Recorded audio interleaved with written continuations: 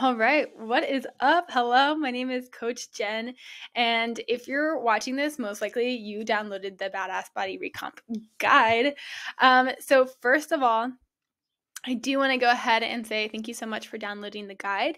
And this is actually something I have never done before, but I felt like I wanted to do this, especially we can all download information off of the internet, etc., and just not know how to use that information. And then it was kind of pointless for us to download that information. Now, this morning, I also gave you guys a sneak peek into my world of coaching, into my world of mentorship. And yes, I have a cat, and he's very nosy. So since I'm like chatting here, he wants to be involved. So you're going to see him. But into my world of coaching, into my world of mentorship. And I was listening to a podcast this morning that talked about it was two friends of mine. One was my mentor, and he's still my mentor, and then the other one is a friend that is now within our friend group, who also is like a mentor to me as well too. And it's really cool because there's a difference between coaching and mentorship. And so when it comes to what we do within my program, we're very mindset focused and very lead by example, and help everybody from where their starting point is. And so even though I am a fitness coach, I would like for you to think of me as like a fitness mentor, because that's what I am, because it's not just about like giving you the plans and giving you the step-by-steps. It's actually helping you understand like how to follow through with this so that you can actually achieve the results that you want. And so again, a lot of us, we download this free information, right? But this information is kind of useless to us unless we know how to use it. And a lot of the times as well too is, there's information all over Google, etc. You can look up the information. You can follow my Instagram. You have all the information on my Instagram. You have all of the information from all of my guides. This guide has links to my other guides. And if you put all this information together, the actions are there for you. You know exactly what to do to get the results that you have. I'm going to tell you right now, I don't mind giving away all this information for free to you, because I know that the real value lies within me and within my mentorship, within my coaching. And it lies there because you are actually surrounded by the people who are going to help you be successful and help you change the way that you think so that you can actually take action on the plans and get the results that you want. So that being said, I'm here to give you all the information, but if you really want to step up and really get the results, my coaching program, my mentorship is going to be where it's at. So I'd be really happy to have you. That's for you just to keep in mind. And otherwise, let's dive in here.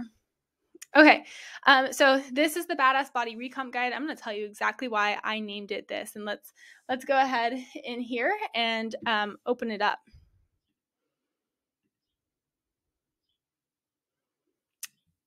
So if anyone knows me, you know that I have not always been the most confident person. I knew what I was capable of, but I didn't know whether other people knew what I was capable of, and that really, really put a lot of imposter syndrome on me of, okay, cool, I know who I am and I know it's possible for me. And also underneath all of that too, there was a little bit of doubt in myself as well too. And anytime that we have a seed of negativity, of insecurity, of fear, any doubt, that will grow, okay? So we don't want to water that, right? We don't want to do that. But instead, we want to prove to ourselves that what we want in life is possible for us, and we do that through building trust with ourselves and taking actions that align with our goals and being consistent with it. That way we know, okay, this is possible for me.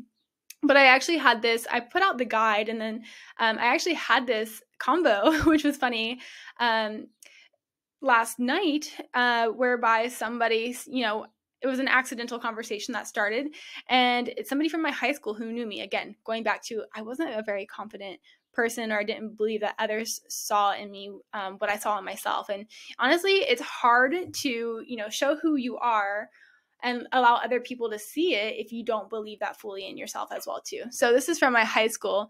And you can just see, like, these are the comments that I get all the time. Jen, you're a badass, you're a bad bitch, you're a boss, like, you're independent, like, you're this, you're that, etc. Like, these are the comments that I get on myself. And I know a lot of times there's other women out there who don't feel this way, and they want to feel this way, and they want other people to see themselves as this, right? And so again, you went from cute in high school to a hot, badass, independent woman. Some of us got desk jobs and put on 100 pounds. But I'm going to tell you right now, my job is a desk job. As you can see, I'm seated at my desk right now. I'm not, out, filming videos or putting, helping people on the gym floor all day. No, my job is as a mentor. And that means I'm going to be mentoring those who come into my program to make these awesome changes. So that being said, this is how the inspiration for this guide came to be.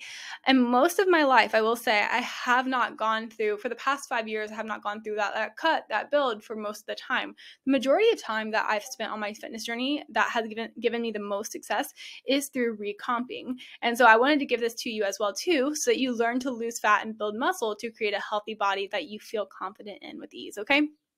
So this is what's helped me to be the most consistent with my fitness journey and the most successful with my fitness journey. So I'm going to give you the deep dive into this.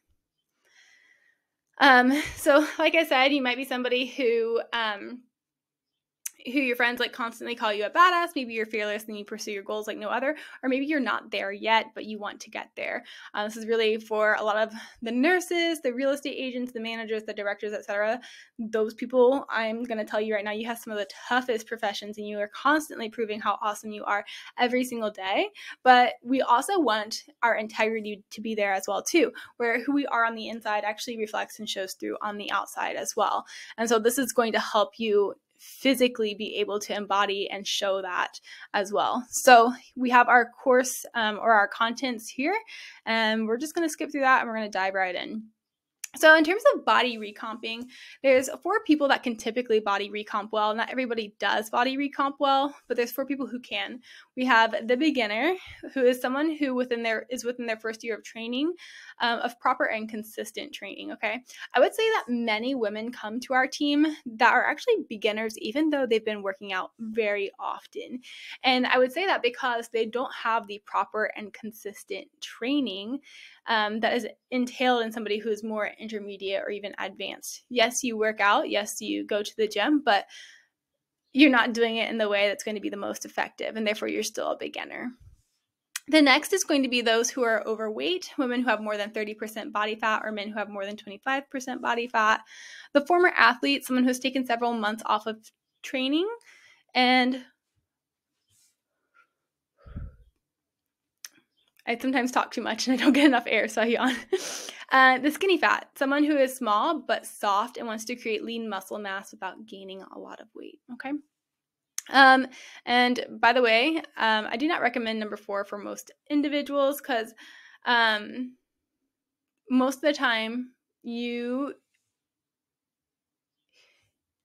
just don't want to do this.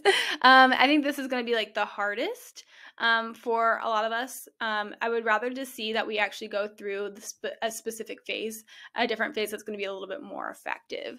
This one's going to be the hardest because this is going to mostly embrace no scale changes, and we may want to embrace scale changes for those who are skinny fat, quote unquote skinny fat. So that being said, like I said, there's going to be different phases to your fitness journey. There's going to be the building and the cutting, but you can actually, skip that and go straight into, building muscle, losing fat sometimes if you are in one of the categories above. And it's really going to be through maybe not so much changing a ton about your nutrition, dropping into a calorie deficit that's pretty deep, or even like a high calorie surplus.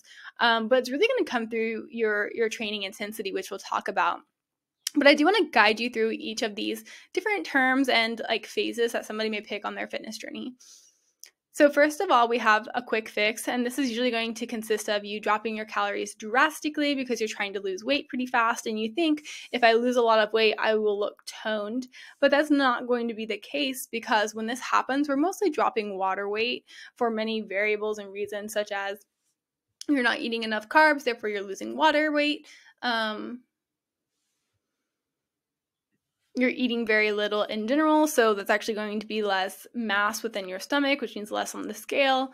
You're also going to lose a lot of muscle just due to the way that these programs are set up. They're not actually programmed so that you can actually retain your muscle. And then there's going to be very little fat loss because your body is actually going to make a lot of other changes before easily letting go of that fat. And the reason for that is your body likes to have fat on it because it's a survival mechanism. So it's going to do everything else rather than lose fat as like the immediate first like go-to response, okay? And this is especially true if you're somebody who has dieted consistently or time after time in the past. This is especially going to be true. And what this usually leads to is you turning out to be that skinny fat version that we talked about above, unfortunately, whereby you're just smaller and you're still just as soft. And then also this is going to lead to weight rebound. It's going to get you into a pretty bad cycle of gaining and losing weight consistently and actually wrecking your metabolism over time. The next one is going to be cutting. This is really simple. This is just where you're going into a phase whereby you lose body fat while maintaining your muscle mass. So cutting is actually going to be slightly different than body recomping. Building is usually done whenever you're looking to put on muscle mass and maybe increase strength as well too. This is usually done with a calorie surplus to increase muscle mass, and you're actually going to have an increase in some fat mass as well too, which is totally all right. You can just go into the cut afterward. And then last but not least, the body recomp is a phase where individuals try to lose body fat and gain muscle mass simultaneously. And the difference between this is that it can actually be done at your maintenance calories. It can be done in a calorie surplus or in a calorie deficit, but depending on where you're starting at, okay? And so we're probably like, okay, that's probably hard to understand. So how, right? So I made this a visual for you so you can have an idea of like the different types of phases that you can be in and how body recomp actually compares to that. So number one, if you're somebody who, and I hear this all the time from women that I speak to, there's actually so much more that goes into your transformation outside of just like your nutrition and your workouts. There's a lot of things. And this is only part of it. There's actually more to this as well too. But many times women only, grasp onto one of these and they put all their focus and their effort into it. But we really can't do that. We actually have to put like a good amount of focus into many different areas, right?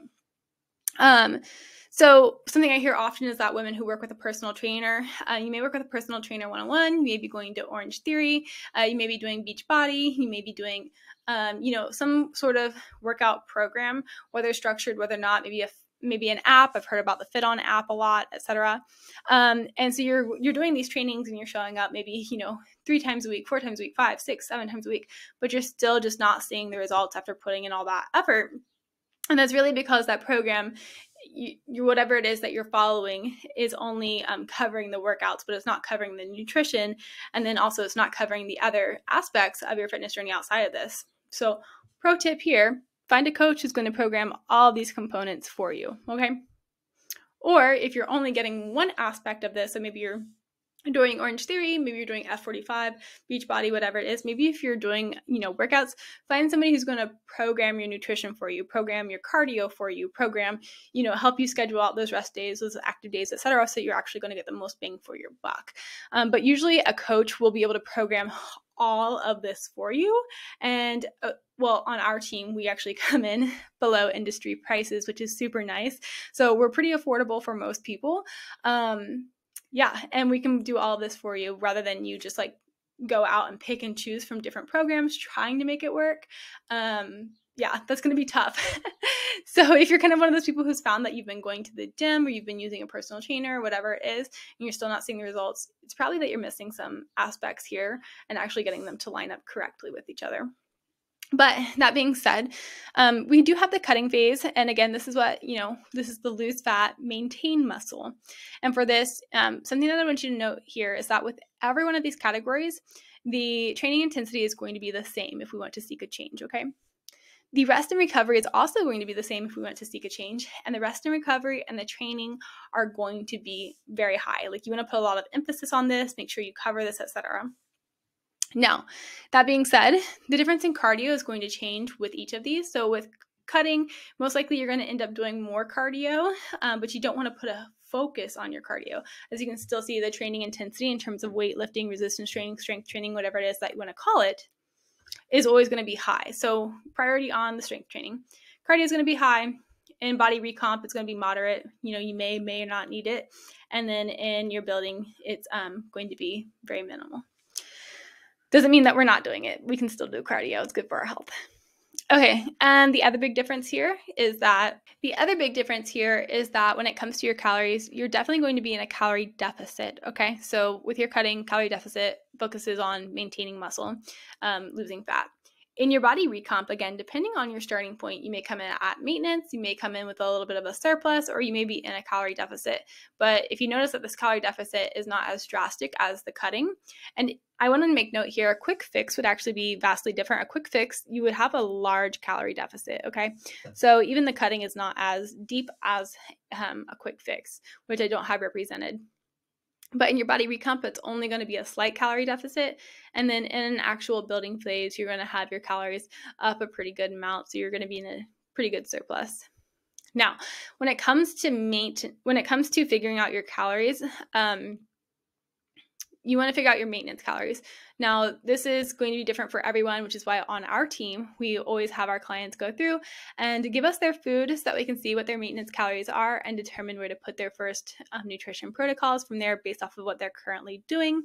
That being said, when it comes to your maintenance calories, the way that you want to determine this is to track your food for 2 weeks and your average body weight. If your weight remains constant, this is your maintenance calories. Unless you're eating at 1,500 calories or lower, I would even say if you're eating at if you don't have your body maintaining weight at 2,000 calories, you're not ready to go into a cut or a recomp.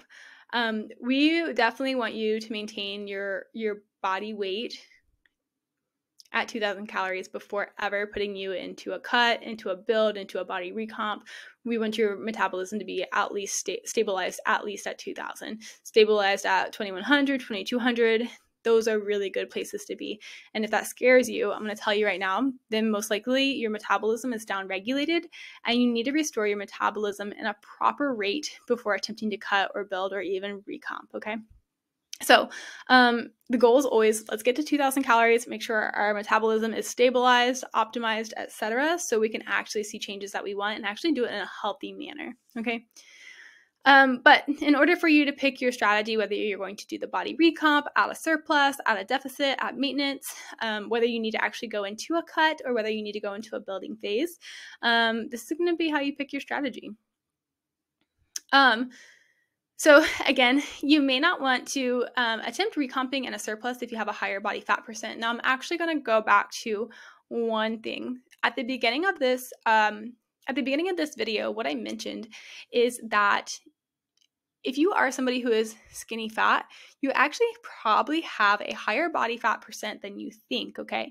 You're small, but you have a higher body fat. You're probably, in that you're probably in that like 25% body fat range and you just don't know it because you look small. So that being said, there's going to be a completely different strategy for you with this. Okay, so coming back to this, if you are 25 to 30% body fat or more, it may be in your best interest to cut first. And if you are 25% body fat or more, your body can utilize stored fat for energy to build muscle, but you must still prioritize training intensity and progressive overload. The next one is if you are 20 to 24% body fat or less, rather than staying at maintenance or above, you may have best results in a slight calorie deficit to optimize fat loss. And a 10% calorie deficit can be a great start. And you're probably like, okay, 10%. But again, this is not like going to be like a cut or a quick fix, okay? And then if you're 20% body fat or less, to create the dreamy, lean muscle physique, you may want to start in a calorie surplus at 10% to recomp optimally. Okay, and you're probably like, a surplus, but yeah, a surplus. You're already at a pretty good, healthy body weight or body fat percent, and you can actually benefit a lot by putting on that lean mass, which in turn is going to upregulate your metabolism as well too, which will in turn help with the body fat and getting leaner. So that's how you're going to pick what aspect is going to work for you. Again, if you are in that higher body fat percent, you may actually want to go into a cut. And then if you're in that, and then just go ahead and take a look here at how to go through a cut. I would say most people are actually probably in that 25-30% plus body fat range. And then if you are less, you may want to take another strategy, more so in a calorie deficit. Okay.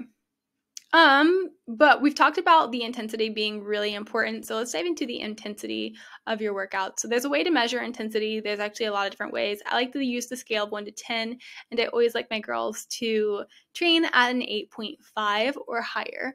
Whenever we write out their training programs, we always put in their RIRs, which is going to be your reps in reserve. And this actually just explains to you how to understand that. So if there were 10 reps, the way that you would do or figure out your reps in reserve is like on the 10th rep, if you cannot do another one, then you are at max effort. That means that you had 0 reps in reserve, so reps available to do another. If you are an RP of 9, then you are 1 rep in reserve. So this stands for a relative perceived effort. So again, on that scale of 1 to 10, 10 being all out max, 1 being like, this is so easy. I like my girls on 8.5 or higher whenever they're performing their workouts. So they might have 2 reps available in reserve, or maybe like 1.5. But what this means is that, like, so if you're at rep 10, and you are completing rep 10, you may be able to do 1 more rep at that point. If you are at 10 reps and you are at a 2 RIR, you might have been able to complete 12 reps total, but you stopped at 10 because we're working at a 2 RIR intensity. So I always want you to work at 8.5 or higher. Sometimes we do go all the way to failing on that last rep. And sometimes we fail just short of that last rep in order to get that stimulus that we need in order for our body to make changes when it comes to muscle and growing muscle. What this means is that picking up the same weights week after week is not going to create the results that you want in total, okay? And so we have the examples here. So I just kind of give you the visual up there, but we do have the examples here. I will let you read through this because there's a lot of information there. But bonus tip here is that, again, for any of these different phases that we're in, we want to emphasize progressive overload. We want to also do a volume of 12 to 20 sets per week for each body part. High protein is going to be a big key as well too, along with your calorie intake. So we actually, with our clients, we always program out their carbs, their proteins, their fats, etc. But we always want to put an emphasis on at least making sure that you're hitting your calories and your protein. So this is going to be important. For your protein intake, 1 gram per pound of your ideal body weight is going to be very helpful. If you're not sure what your ideal body weight is, you can visit my Instagram. It's at JenWallFitness at Gmail. No, I'm sorry, that's my email. Email me. But it's at JenWallFitness. Here, I'll pull it up for you. So if you go to my Instagram, like I said, you have all the information on my Instagram so you can get your results. But for your ideal body weight, this is going to be the post here, and I'm telling you exactly how to do it. I'm going to show you how to do this as well, step by step. So we're going to pause this, and we're going to open this up. Your ideal body weight is going to be 5 pounds for every inch over 5 feet. So if you are, and then plus 100. So if you are 5'6" like myself, then your ideal body weight is going to be 130 pounds. Okay, so I'm going to show you how to do that. So I am 6 inches over 5 feet. So it's going to be 6. And then we're going to multiply that by 5. So 5 pounds times 6 inches is going to be 30. And then we just add 100. Now, if you are somebody who has a kid or maybe a spouse that's really good at math, just take this formula to them. You don't need to even ask them or tell them what it's about. Just say 5 times your inches, 5 foot, and then have them 100, and that's your IBW. Okay, so just take that formula to them, and they'll be like, okay, cool, pretty easy. So that being said, I am 130 pounds, and then you can do plus or minus 10. 10 pounds. So I can be 120 to 140. I comfortably sit, just for example, I comfortably sit at 135. And so even whenever I'm going through body recomposition, I feel very comfortable knowing that my weight fluctuates between like 130, 135, etc. So that's just a good reference point for everybody. So your protein goal is going to be, so protein is going to be equal to 1 gram per pound of ideal body weight. Now that's your ideal body weight is plus or minus 10. I like to keep it at, 130. So my protein goal is 130 because it's my ideal body weight. Okay, bringing it back around. Okay, rest days, 1 to 3 days per week, and then cardio 1 to 3 days, usually of light intensity steady state or high intensity interval training, not miss. Miss is going to be moderate intensity steady state. Think of jogging. And that's what most people do when they think of cardio. They think they have to run. They think they have to get their heart rate up, or even hit a lot of times. But miss jogging, probably not going to be the best in terms of body recomp for many reasons, just due to your inability to rest and recover appropriately, as we covered above on the graphs. An example meal plan, so kind of based off of that, most women should be at 2,000 calories per day, maintaining their body weight there. If we did 10% calorie deficit, this would be an 1,800 calorie meal plan, about 120 grams of protein, and 29 grams of fiber. So I did incorporate some things that you can make here at home, as well as maybe, if you're on the go, you're out at Starbucks, if you're getting lunch from Panera, whatever it is, some obviously items that you would definitely have maybe available to you or you could have at home.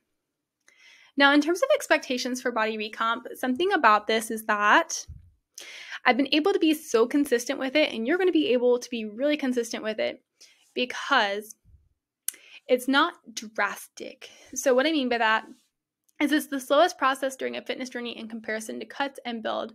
And that's because it works by having a slight calorie deficit or a slight surplus. So the changes aren't going to be huge, right? You're not going to be looking to change and drop like a pound or 2 a week, or maybe you will. Maybe also you will drop like a half pound, but having 2 pounds is kind of unrealistic with this. And maybe you're that person who has a little bit more body weight to lose, but at that point, you're actually in a calorie deficit. So if you're at that 10% calorie surplus or that 10% calorie deficit, huge changes are not going to be what you're looking for. And for that reason, a lot of people get pretty discouraged when they're not seeing a ton of changes on their journey.